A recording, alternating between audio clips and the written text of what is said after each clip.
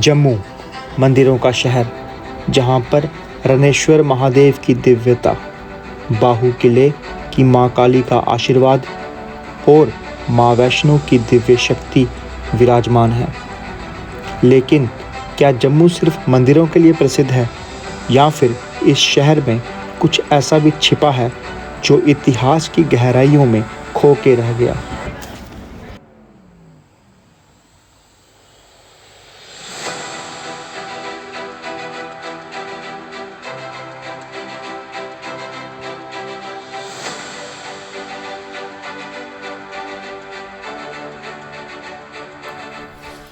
नमस्कार दोस्तों, कैसे हैं आप सब।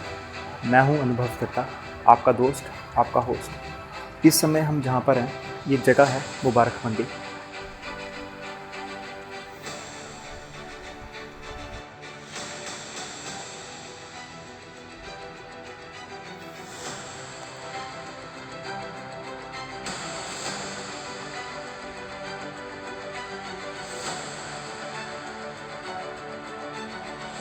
एक बड़ी पुरानी कहावत है कि वक्त बहुत बलवान होता है, और ये कहावत आपने कई बार अपने बड़े बुज़ुर्गों से सुनी भी होगी। पर मैं ऐसा क्यों कह रहा हूँ, ये मैं आपको कुछ देर बाद बताऊँगा। 1920 शताब्दी में गणेश दास वडेरा ने एक किताब लिखी, जिससे ये पता चलता है कि मुबारक मंडी की नींव राजा ध्रुवदेव ने 1710 में रखी थी।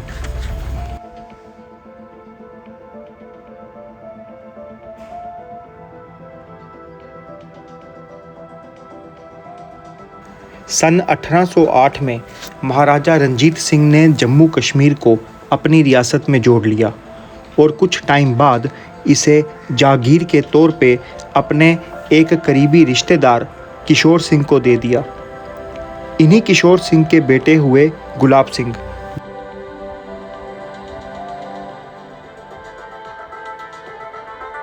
महाराजा रणजीत सिंह की मृत्यु के बाद सिख अंपायर काफ़ी कमज़ोर हो गया और ब्रिटिश साम्राज्य की पकड़ काफ़ी मजबूत हो गई थी।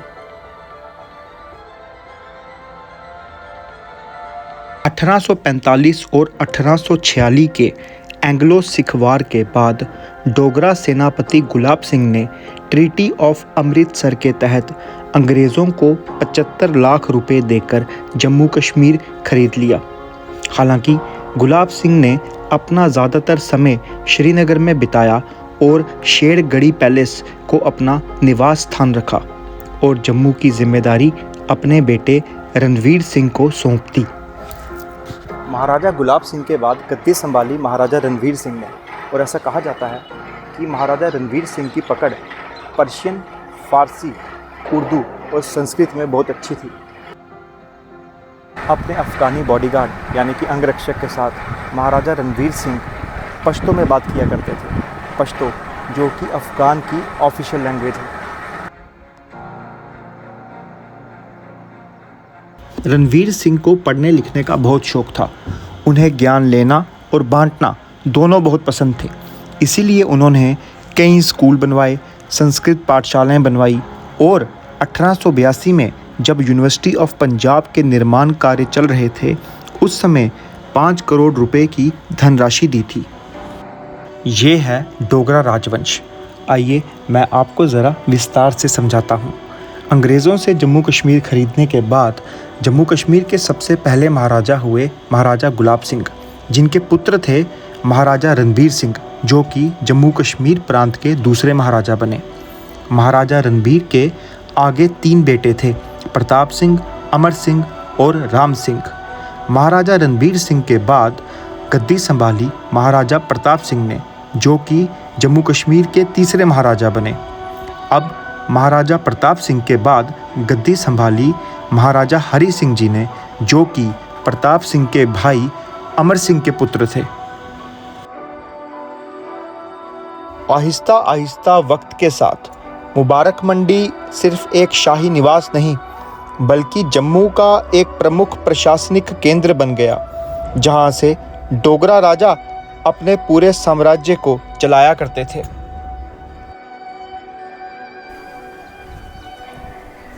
लेकिन जैसे जैसे इस महल का विस्तार हुआ, वैसे वैसे इस महल में साजिशें और षड्यंत्रों की घटनाएं भी शुरू हो गई।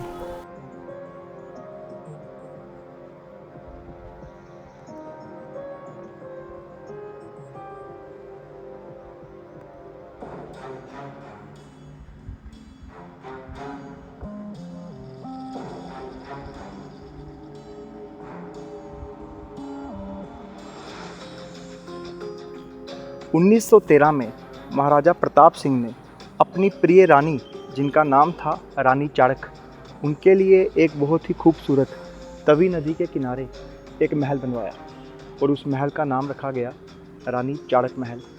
मेरे पीछे ये जो आप देख रहे हैं, ये वही चाड़क महल है जहाँ कभी महारानी चाड़क और उनकी दासियाँ रहा करती थी।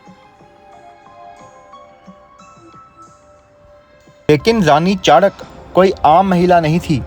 ऐसा कहा जाता है कि रानी चाड़क बीरपुर गांव की रहने वाली एक बहुत ही खूबसूरत और बुद्धिमान महिला थी और इसी कारण से रानी चाड़क राजा की प्रिय रानी बन चुकी थी। कि रानी का प्रभाव इस महल में इतना बढ़ चुका था कि सत्ता के फैसलों में रानी की सीधी दखल थी।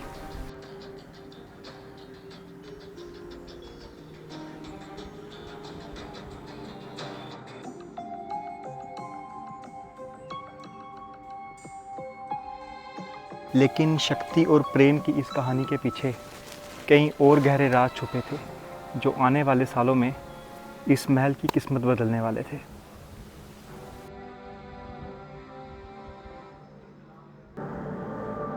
अट्ठाईस अप्रैल 1898 ये तारीख इस महल के इतिहास में एक बड़े रहस्य के रूप में दर्ज है।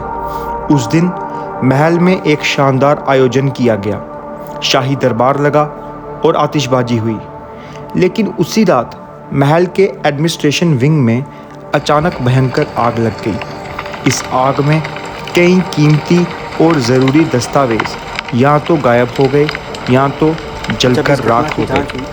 तो पता चला कि ये आग लगी नहीं, लगाई गई थी। हालांकि इसके गुनाहगार कभी पकड़े नहीं गए।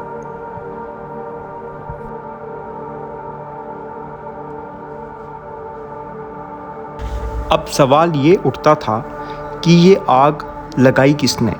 क्या ये ब्रिटिश सरकार की कोई साजिश थी?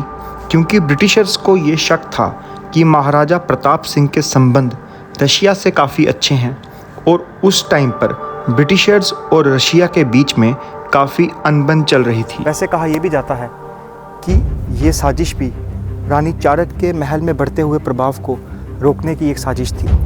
पर अफसोस, इस साजिश का रहस्य भी इसी महल में कहीं दब के रह गया। अब महाराजा प्रताप सिंह की मृत्यु के बाद महाराजा हरि सिंह 1925 में गद्दी पर बैठे। हरि सिंह के राजा बनने पर प्रजा खुश थी और बहुत ही आदर सत्कार के साथ प्रजा ने हरि सिंह को अपना राजा स्वीकार किया।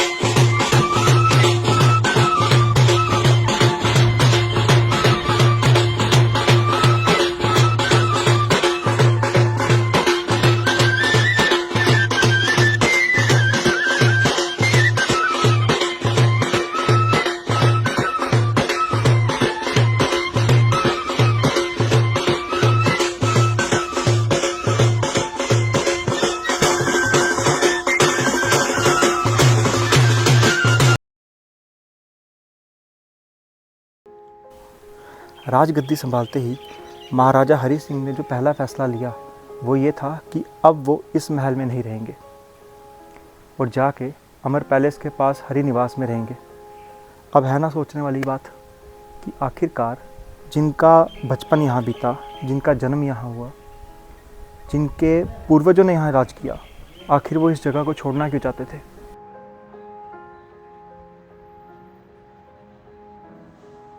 इसका जवाब छिपा था उनकी ज़िंदगी की कड़वी यादों में। ऐसा कहा जाता है कि महाराजा हरि सिंह के अपनी चाची यानी कि रानी चाणक्य के साथ कोई खास अच्छे संबंध नहीं थे, क्योंकि सुनने में ये भी आया जा चुका है कि रानी चाणक्य ने ना सिर्फ हरि सिंह के खिलाफ कई षड्यंत्र रचे थे, बल्कि उन्हें बचपन में कई बार नुकसान पहुंचाने की कोशिश की गई थी। और तो और महाराजा हरि सिंह की पहली पत्नी लाल कुंवरबा जी की मृत्यु भी काफ़ी रहस्यमय स्थिति में हुई थी। और कुछ का तो ये भी मानना है कि इसमें भी रानी चाणक्य का हाथ था। मल्लिका पुखराज, जो कि एक प्रसिद्ध लेखिका और कवि होने के साथ साथ हरि सिंह की एक काफ़ी करीबी मित्र भी रह चुकी हैं, उन्होंने अपनी ऑटोबायोग्राफी और कुछ लोकगीतों में भी महाराजा हरि सिंह और रानी चाणक्य के बीच के मनमुटाव का जिक्र किया था। ये सब बातें कितनी सच हैं और कितनी नहीं, ये बताना तो मुश्किल है। पर अगर ये बातें सच हैं भी, तो क्या वजह रही होगी रानी चाणक्य की अपने भतीजे से इतनी नफरत की? शायद एक वजह ये हो सकती है कि महाराजा प्रताप की कोई संतान नहीं थी। महाराजा प्रताप के भाई अमर सिंह, उनका देहांत हो चुका था, और सबसे छोटे भाई राम सिंह, वो पॉलिटिकल लाइफ से और महल की ठाट बाट से काफ़ी दूर रहते थे, इसलिए उनके बारे में ज़्यादा जानकारी भी हमें उपलब्ध नहीं है।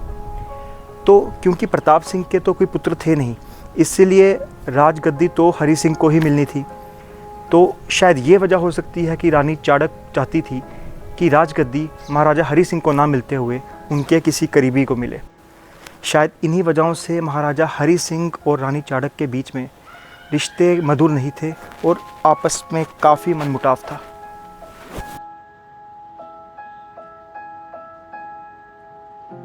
अब आप लोग खुद ही सोचिए, जहाँ रिश्तों में इतनी कड़वाहट हो, हर दीवार साजिशों की गवाह रही हो, जहाँ अपनों को खोने का गम हो, वहाँ शांति से भला कोई कैसे रह सकता है? शायद यही कारण था कि हरि सिंह जी ने 1947 के बाद इस जगह को हमेशा हमेशा के लिए भारत सरकार को सौंप दिया। इस सब के बाद तो इस महल को जैसे नज़र सी लग गई। 36 बार इस महल को भयंकर आग ने अपनी चपेट में लिया। कई बड़े भूकंपों का सामना इस महल को करना पड़ा, जिसकी वजह से इसकी काफ़ी सारी दीवारें कमज़ोर हो गई या तो ढह गई।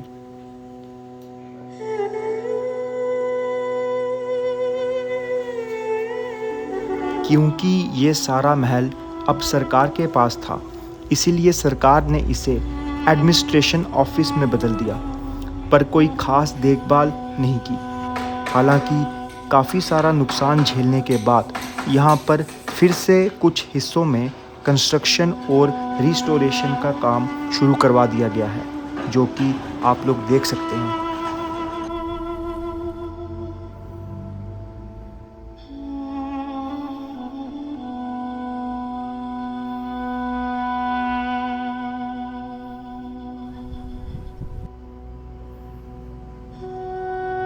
वक्त ने इस महल को कई गहरे जख्म दिए हैं।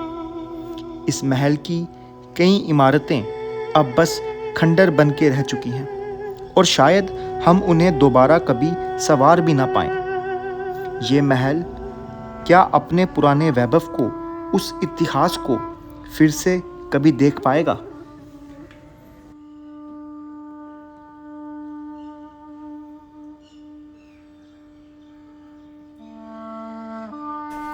इसीलिए मैंने आपसे शुरू में कहा था कि वक्त बहुत बलवान है।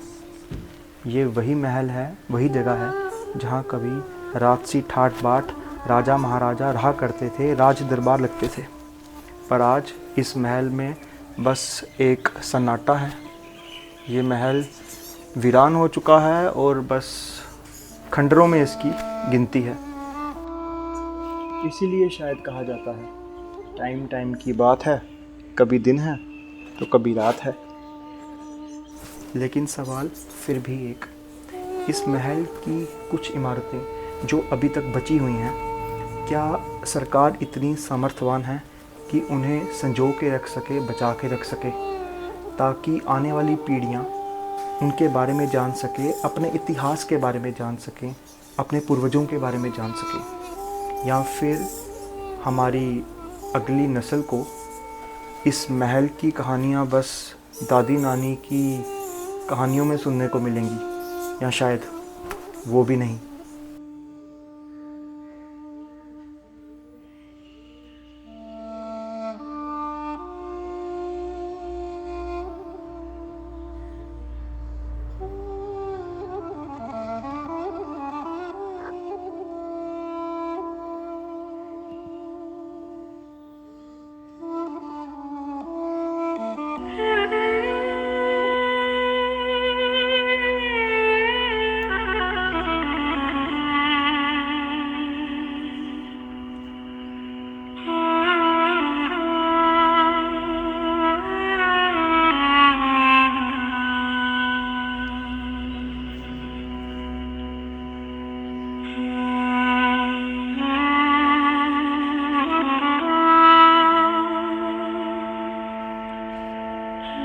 अब हम आपको लेकर चलते हैं डोगरा आर्ट म्यूज़ियम, जहां पर डोगरा राजवंश से जुड़ी कई सारी ज़रूरी चीज़ों को अब भी संभाल कर रखा गया है।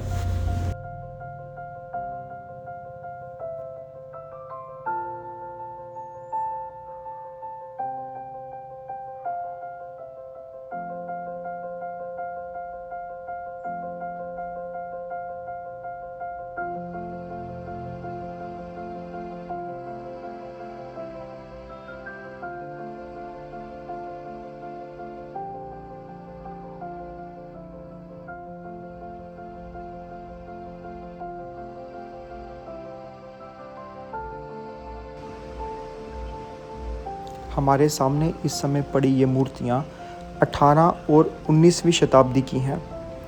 शायद ऊपर लाइट होने के कारण रिफ्लेक्शन की वजह से इतना क्लियर ना हो, बट फिर भी कुछ कुछ अंदाज़ा आप लोगों को लग जाएगा।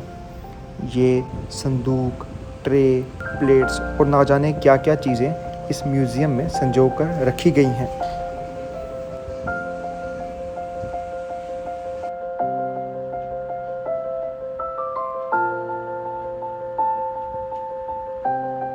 ये मेरे सामने जो आप सिक्के देख रहे हैं, ये 12वीं शताब्दी के हैं और मोहम्मद गौरी और बलबन के समय के हैं। वही मोहम्मद गौरी जिसकी लड़ाई पृथ्वीराज चौहान के साथ हुई थी।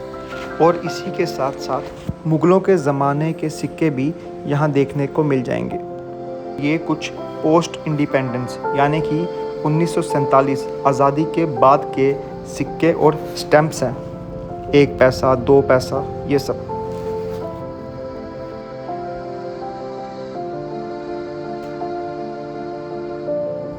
इसके अलावा इस म्यूज़ियम में जम्मू कश्मीर क्षेत्र में रहने वाली औरतों के उस समय के हार, श्रृंगार की सामान, जेवर वगैरह, ये सब भी देखने को आपको मिल जाएंगे।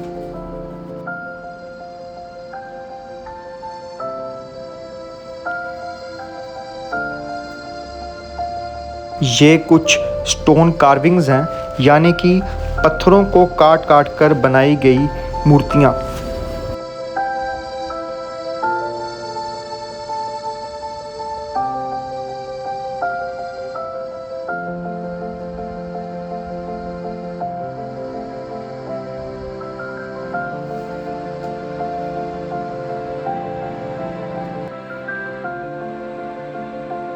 ये उस ज़माने के म्यूज़िकल इंस्ट्रूमेंट्स, हुक्का और कई सारी स्टोन कार्विंग्स हैं।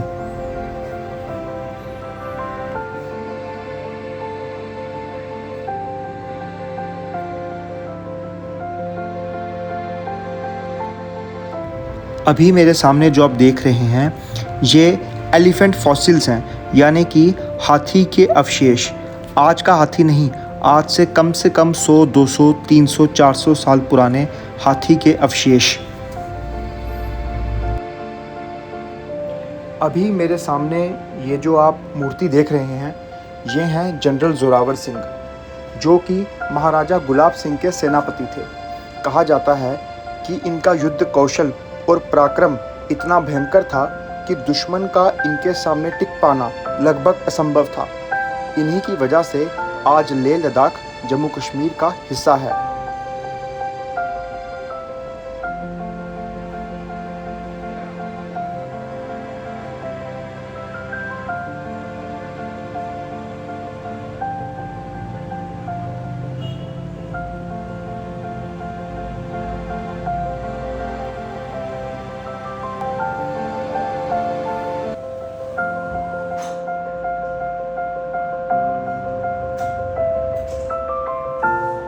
आइए अब मैं आपको दिखाता हूँ राजाओं महाराजाओं के युद्ध में इस्तेमाल किए जाने वाले हथियार। ये देखिए, तरह तरह की खुखरियाँ, तरह तरह की इस्तेमाल होने वाली बंदूकें।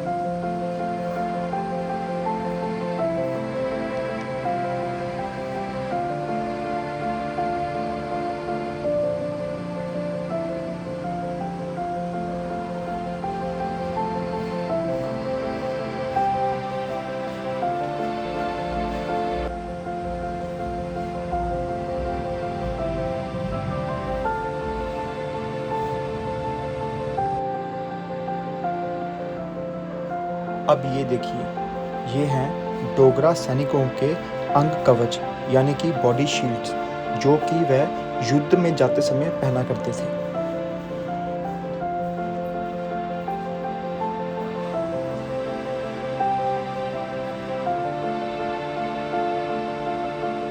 इस म्यूज़ियम में आपको अलग अलग तरह की बंदूकें, राइफ़ल्स, तलवारें, जो कि अलग अलग वजहों से इस्तेमाल हुआ करती थी, वो सब देखने को मिल जाएंगी।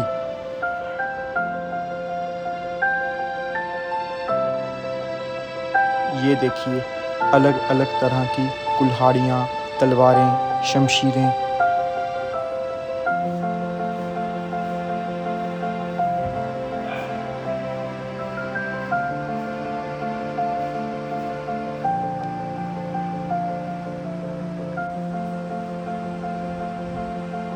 ये सब वो हथियार हैं जो कभी डोगरा सैनिक युद्ध में इस्तेमाल किया करते थे।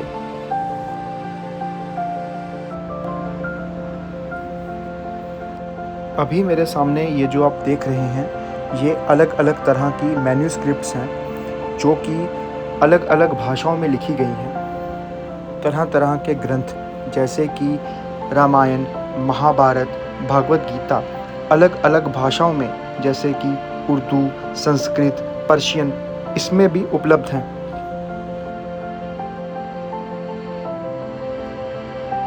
ये मेरे सामने अब पड़े हैं चौसर, सांप सीढ़ी, जो कि राजाओं महाराजाओं द्वारा खेले जाने वाले खेल थे।